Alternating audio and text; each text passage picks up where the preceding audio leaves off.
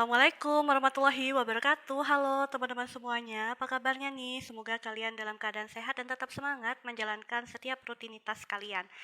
Udah 1 minggu aku nggak upload video dan alhamdulillah hari ini aku akhirnya di tengah sedikit kesibukan yang melanda, curi-curi waktu buat ngetek video. Nah, pembahasan kali ini aku ingin berbagi informasi untuk kalian yang semoga ini memberikan edukasi yang baik gitu ya.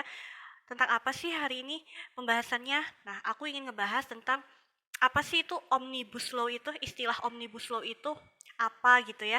Kita kan taunya nih sekarang lagi gencar-gencarnya ya beberapa aksi massa di sejumlah titik untuk menolak keberadaan eh, UU Cipta Lapangan Kerja. Nah, di awal kalimat UU Cipta Lapangan Kerja itu seringkali dilekatkan dengan embel atau istilah Omnibus Law, sehingga sebelum kita lebih jauh berbicara tentang apa itu esensi dan substansi yang kira-kira menimbulkan perdebatan panjang dan saat ini benar-benar timbul aksi besar-besaran di balik pengesahan RUU Cipta Lapangan Kerja, kita harus tahu nih teman-teman, Omnibus Law itu sebenarnya istilah yang menggambarkan situasi tentang apa. Nah, disimak ya baik-baik, semoga ini dapat memberikan informasi kepada kalian semuanya. Bagi kalian yang baru mampir di channelku ini, aku ucapkan terima kasih loh karena sudah mampir. Jangan lupa untuk bantu aku dengan cara klik tombol subscribe-nya yang warna merah, lalu tekan tombol lonceng notifikasi supaya kalian bisa dapat informasi-informasi dari videoku ini. Dan kemudian jangan lupa untuk klik like, komen, dan share jika dirasa ini bermanfaat. Terima kasih. Mari kita bahas.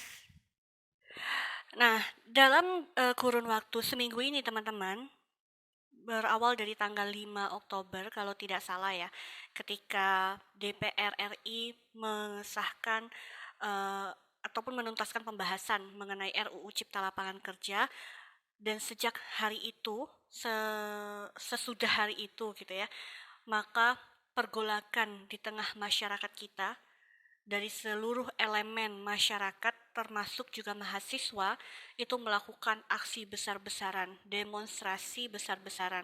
Bahkan aksi tersebut juga menimbulkan kericuhan atau kerusuhan yang sebenarnya ini juga menimbulkan kerugian ya bagi kita semua. Kerugiannya secara material karena terjadi pengerusakan gitu, belum lagi ditambah korban luka-luka.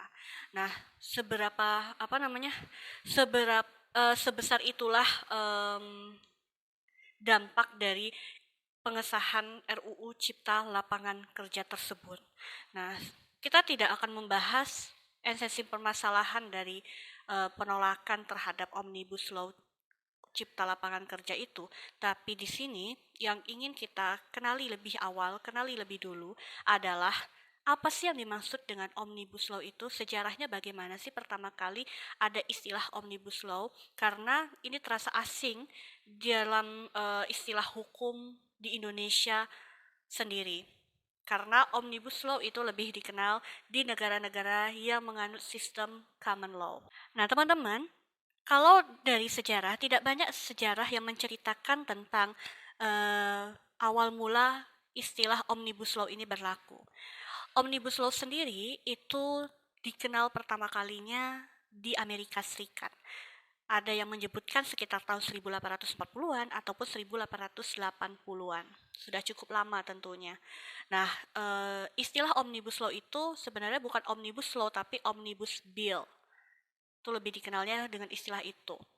Dari bahasa Latin sendiri artinya itu adalah for everything atau untuk semuanya. Maksudnya hukum itu untuk semuanya.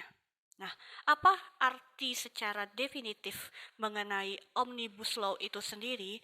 Jadi, Omnibus Law itu jika menurut pendapat yang saya kutip dari pendapatnya Audrey O'Brien gitu ya, pada tahun 2019 lalu menyatakan bahwa yang namanya Omnibus Law itu adalah sebuah rancangan undang-undang yang di dalamnya itu mencakup lebih dari satu aspek peraturan yang kemudian digabung menjadi satu undang-undang besar.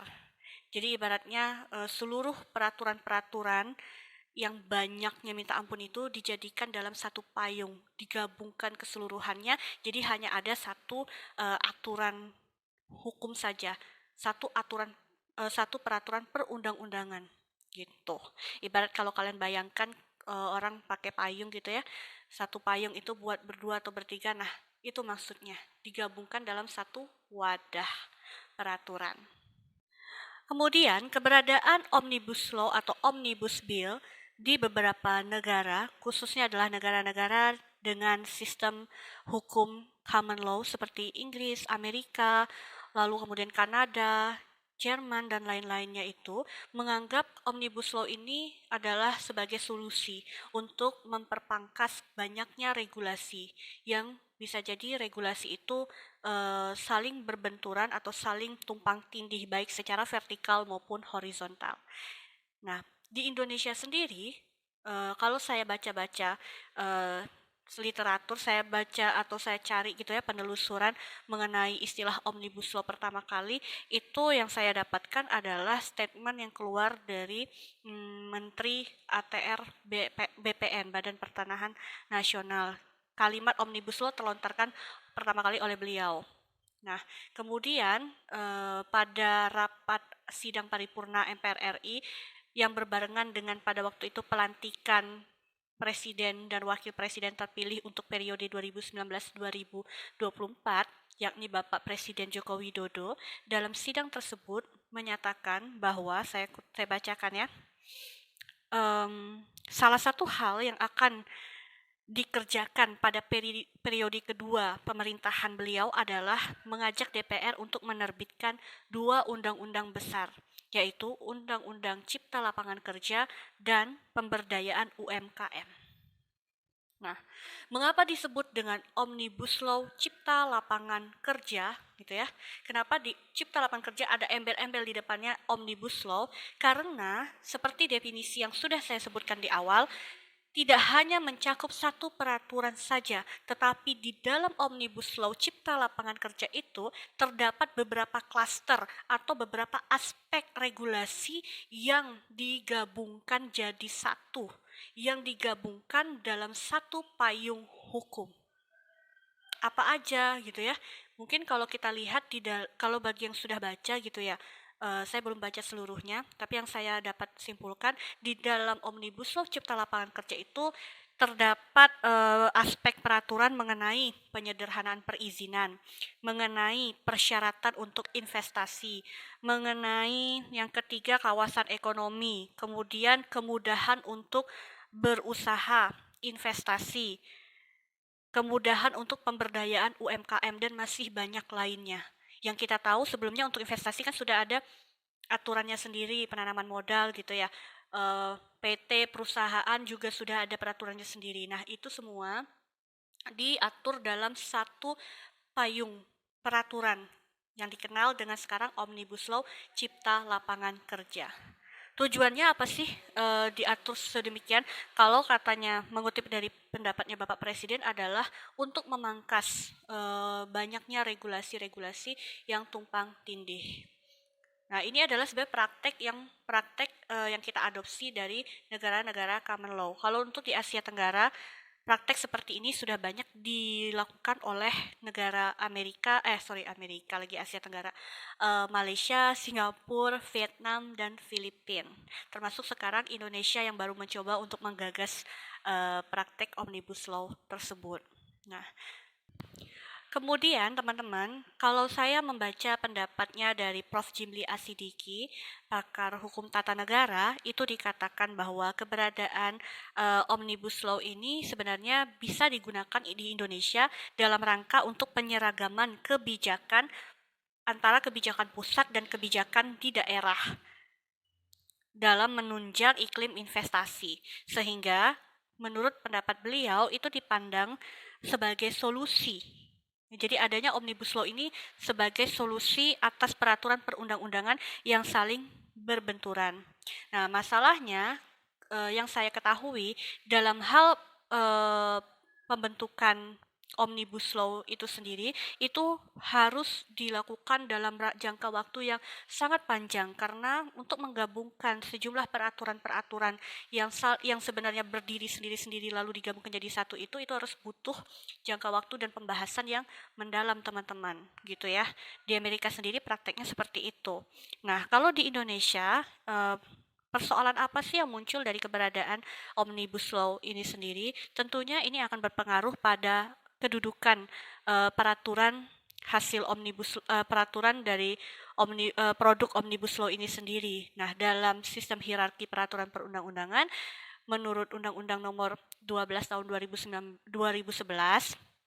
itu kan hierarki peraturan perundang-undangan ada UUD, UU gitu ya, UUD, TAP MPR, UU, segala macam. Nah, kalau misal undang-undang ini dijadikan dalam satu payung bernama Omnibus Law, kedudukannya dia menurut hierarki tersebut di mana? Itu yang menurut sejumlah pakar hukum tata negara perlu mendapat pengaturan lebih lanjut juga mengenai ini. Karena posisinya itu adalah undang-undang dan seluruh undang-undang itu adalah kedudukannya sama dengan undang-undang yang lainnya. Nah, kalau misalnya ini dijadikan dalam satu payung, maka kemungkinan untuk mencari celah di mana posisi kedudukan Omnibus Law ini di dalam hierarki peraturan perundang-undangan, mau tidak mau ada kemungkinan berarti Undang-Undang Nomor 12 Tahun 2011 itu juga harus dilakukan perubahan, revisi.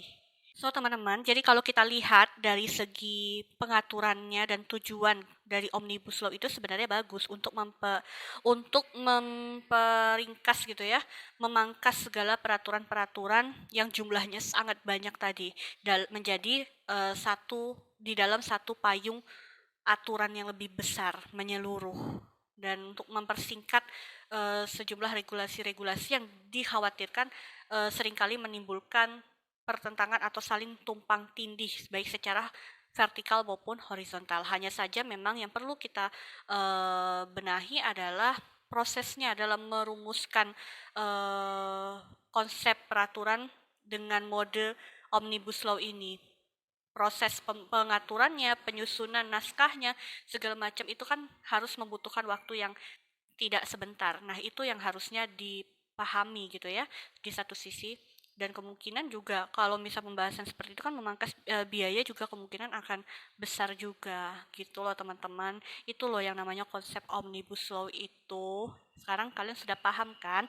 Jadi saya hanya di sini bermaksud untuk memberikan pemahaman kepada kalian seperti apa sih konsep Omnibus Law itu, apa sih Omnibus Law itu, kapan sih mulai dipraktekkan, karena di Indonesia baru taunya nih sekarang-sekarang ini, padahal konsep Omnibus Law itu sudah lama dari tahun 1800-an dilakukan, tapi memang itu terkenalnya di negara-negara dengan sistem common law, bukan negara civil law. Oke teman-teman, mungkin